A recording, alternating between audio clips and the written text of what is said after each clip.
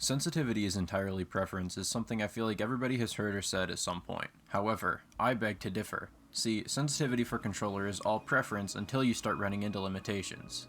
Let's start with the simplest. Say you slide past someone. Assuming you don't miss, faster sensitivity wins. The antithesis to this is snipers, which are significantly easier to leverage with lower sense due to having more space on the thumbstick to work with. So here's where you shit on me in the comments because I have an opinion. If you want to be the best you can, then there is really only one best sensitivity. The demon sense, if you will, is one that hypothetically allows both speed and precision, not one or the other. And I want to stress that this fucking sucks to play, but the utility is worth it. All you've got to do is sacrifice all your ease of use, most of your hipfire accuracy, and also your comfort because this shit's jarring as hell.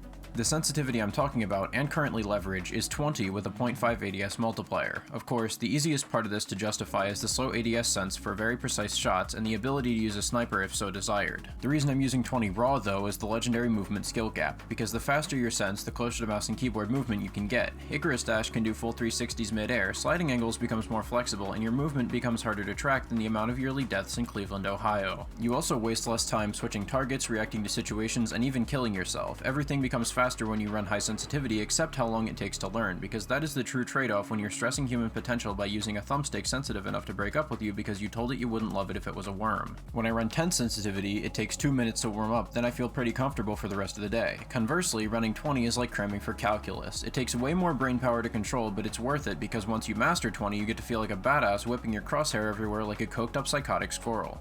Why does it suck though? Well, it's because Destiny 2's sensitivity is at its core flawed, and it has largely to do with look acceleration. Most people like to run high sensitivity with no look accel at all, or vice versa with high acceleration to counter a slower, more precise sensitivity. Problem with D2 is that you can't change your look acceleration, and I'm fairly certain that it scales up with sensitivity. This is especially enjoyable when running 20 cents because Bungie takes your already ludicrously fast sensitivity and very helpfully of course makes it even faster. Combine this with the lack of customization options elsewhere, dead zones, response curves, zoom specific sense, etc., and you start to understand why running 20 and 0.5 is jank as all hell. It's not impossible to control though, otherwise I wouldn't use it, so here are some pointers to get used to it. When you're just starting out, I'd suggest grabbing your favorite sniper or hand cannon and running around the EDZ headshotting dregs. This will build muscle memory as well as help you get a feel for how reticle friction affects your aim. Then I'd suggest bumping up the difficulty by doing the same thing against the teleporting Shadow Thrall and the Shuro Chi checkpoint most people use for farming catalysts. These bastards are more unpredictable than Kevin the Time Lord.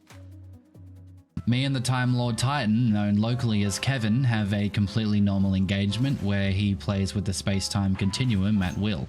That's an old-ass reference, and help with flick aim. Now this next tip is mostly preference, but if you're still struggling with aiming, then I'd suggest using a longer stick on your controller or stick extenders. Insert shitty joke. I personally use a Razer Xbox controller with an elevated right stick. Finally, this last tip is really weird, but it works for me, so I figured I'd tell you. When you're making much longer flicks, like 90s or 180s, let your eyes unfocus and rely entirely on muscle memory to take you where you need to be. When you aim with your eyes, you've got to use reaction time, which often results in overflick, but when you're just flicking to a certain spot, you'll be much more accurate. It also lets you hit goofy ass clips like this where you don't even see the target. The temporary sense deprivation also means that you can react quicker to what you're flicking to. At least that's my personal theory for why my flicks are better when I do it, but I don't exactly have a test group of hundreds of gamers to verify my data. Thus ends the tips section. But I do have one more thing to talk about: sprint turn radius. Many people will say to match this with your ADS multiplier to help with consistency, and while I can understand why they say that, I really don't think the loss in maneuverability is worth it. Just run the max and call it a day. Subscribe. I'm out.